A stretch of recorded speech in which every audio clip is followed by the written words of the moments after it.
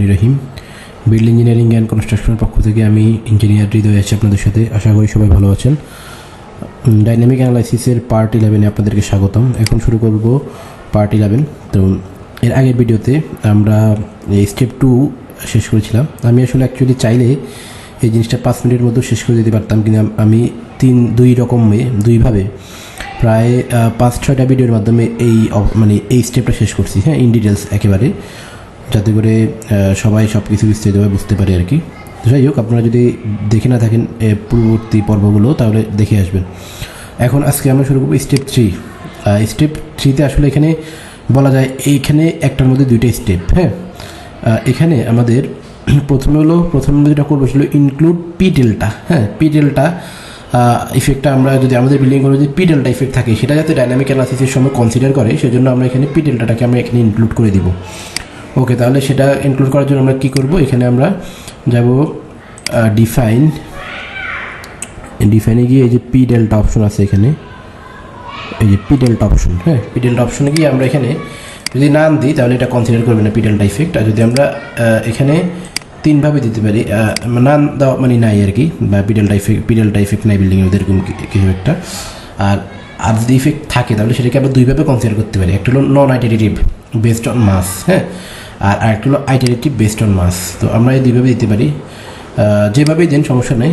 Non আইটারেটিভ based on মাস দিলে আপনার কিছুই করা লাগবে না, ওকে দিলে অটোমেটিক এটা কাজ করবে। আইটারেটিভ বেসড অন মাস লোড দিলে এখানে আপনি লোডগুলো অ্যাড করে আপনাকে দিতে হবে আর কি, দিয়ে আপনি এখানে কাজ করতে হবে আর কি। তো আমি সাধারণত আপনি যেভাবে ইচ্ছা দিতে পারেন, সমস্যা নেই। আমি সাধারণত নন আইটারেটিভ বেসড অন মাস দিয়েই করি। তো আমি এটা দিলাম, এটা সিলেক্ট করলাম, সিলেক্ট করে আমি এখানে ওকে ক্লিক করব, ওকেতে ক্লিক করলাম।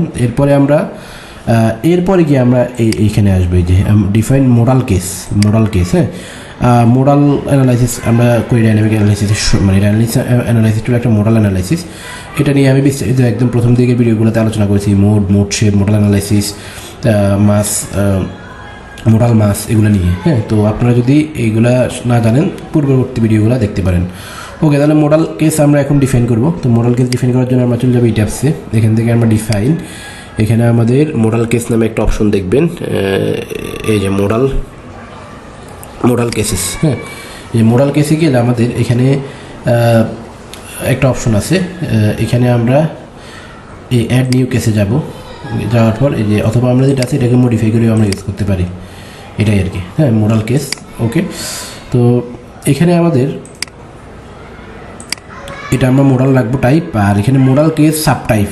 এই সাবটাইপটা দুইভাবে করা, মানে দুইটা অপশন, একটা হলো আইগেন, একটা হলো রিজ। এটা হলো ভেক্টরের ফাংশন এগুলা। তো এখানে আপনারা আইগেন বা রিজ যেটাই রাখেন, রিজ সাধারণত আমরা আইগেন রাখবো এখানে। রিজ সাধারণত যদি আমাদের বিল্ডিংয়ের উপরে অনেক বড় কোনো ইয়ে থাকে আর কি, মানে একটা মানে খুবই কমপ্লেক্স স্ট্রাকচার যদি হয়, বিল্ডিংয়ের উপর বড় কোনো টাওয়ার থাকে, এরকম টাইপের স্ট্রাকচার জন্য আমরা রিজ দিয়ে করতে পারি। আমরা এখানে আইগেনে রাখলাম, ওকে। আর এরপরে এখানে মাস সোর্স, হ্যাঁ। মাস সোর্স হলো আপনি স্ট্যাটিক অ্যানালাইসিসের সময় যে মাস সোর্সটা দিয়েছেন সেটা এখানে অটোমেটিক নিয়ে নেবে, আর যদি মাস সোর্স না দেন তাহলে এটা অটোমেটিক নেবে না। তো আমার এখানে স্ট্যাটিক অ্যানালাইসিস যখন এই বিল্ডিংয়ের করছি তখন মাস সোর্সটা দেওয়া ছিল, সেখান থেকেই এটা মাস সোর্সটা নিয়ে নিয়েছে আর কি অটোমেটিক। তো এখন আমি আর নতুন করে কিছু করা লাগবে না, এটা এখানে থাকবে। এরপরে যে পি ডেল্টা অপশন, হ্যাঁ, পি ডেল্টা অপশন বা নন লিনিয়ার স্টিফনেস, এটা হলো আপনি একটু আগে যেটা ডিফাইন করে আসছেন, P delta non identity based on mass, এটাই চলে আসছে এখানে অটোমেটিক। হ্যাঁ, আপনি চাইলে এখান থেকেও চেঞ্জ করতে পারবেন, এই যে নাম দিতে পারেন বা নাম দিবেন না, নন আইডেন্টিটি বেসড অন মাস অথবা আইডেন্টিটি বেসড অন লোড, এটা দিতে পারেন। দিয়ে ওকে, তাহলে আমরা এটা দিলাম। এরপরে আমাদের এখানে advance load applied, load data does not exist, advance option থেকে আবার এখানে কাজ করা যায়। তো এটা আমাদের প্রয়োজন নাই, এটা আমরা দিব না। এরপরে এখানে আদার প্যারামিটার্স আছে, যে এটা খুবই ইম্পর্টেন্ট, হ্যাঁ, আদার্স প্যারামিটার। তো আদার্স প্যারামিটারের মধ্যে প্রথমে আমাদের ম্যাক্সিমাম নাম্বার অফ মোড, আমরা ম্যাক্সিমাম কয়টা মোড দিব আমরা, হ্যাঁ। তো আমাদের আমি মোড কি আসলে মোডের ব্যাপারে আমি আলোচনা করেছিলাম। আমাদের একটা বিল্ডিংয়ে ইনফিনিটি সংখ্যক মোড থাকতে পারে, মানে অসংখ্য মোড। তাহলে এখন এবং মোডের সংখ্যা যত বেশি দিয়ে আমরা অ্যানালাইসিস করবো এটা ততই বেটার।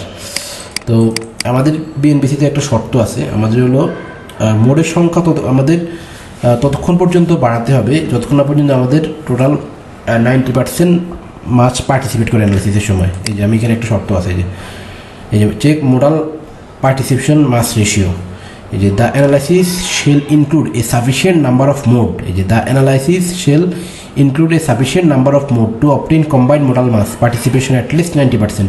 মানে আমাদের মানে সেই সংখ্যক মোট সংখ্যা দিতে হবে যেটাতে আমাদের অ্যাটলিস্ট 90% মাস অ্যাচিভ করে, মানে 90% মাস পার্টিসিপেট করে আমাদের অ্যানালাইসিসের সময়।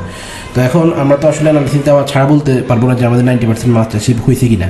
তাহলে আমাদেরকে এখানে একটা মোডের সংখ্যা দিয়ে দিতে হবে, যেটা দিয়ে মানে একটা অনুমান করে দিতে হবে আর কি বলা যায়। হ্যাঁ, তো আমরা একটা বিল্ডিংয়ের জন্য মানে একটা বিল্ডিংয়ের প্রত্যেকটা ফ্লোরের জন্য, প্রত্যেকটা তলার জন্য 3টা করে মোড যদি কনসিডার করি, তাহলে আমাদের মানে এটা হলো একটা অ্যাজাম্পশনের মতো আর কি। 3টা মোড কনসিডার করে আমরা এখানে প্রিলিমিনারিভাবে দিব। এরপরে যদি দেখি যে আমাদের এই সেই সংখ্যক মানে যে 3টা করে আমরা দিলাম, দেওয়ার পর আমাদের অ্যাচিভ হচ্ছে না, মানে modal mass participation ratio 90% achieve হচ্ছে না, তখন আমরা কী করবো, এখানে আমরা তখন আবার মোট সংখ্যা এসে বাড়াবো আমরা। হ্যাঁ, তো আমি তাহলে আমার বিল্ডিংটা হলো কতটুকু, বিল্ডিংটা হলো 13 তলা, তাহলে 3 13 39, আমি 39টা মোড দিয়ে আমি প্রথমে একটা অ্যানালাইসিস দিব। দেওয়ার পর যদি দেখি 39টা মোডে আমার 90% মাস পার্টিসিপেশন অ্যাচিভ হচ্ছে না, তখন আমি এটাকে এখানে এসে আবার বাড়াবো। হ্যাঁ, ওকে।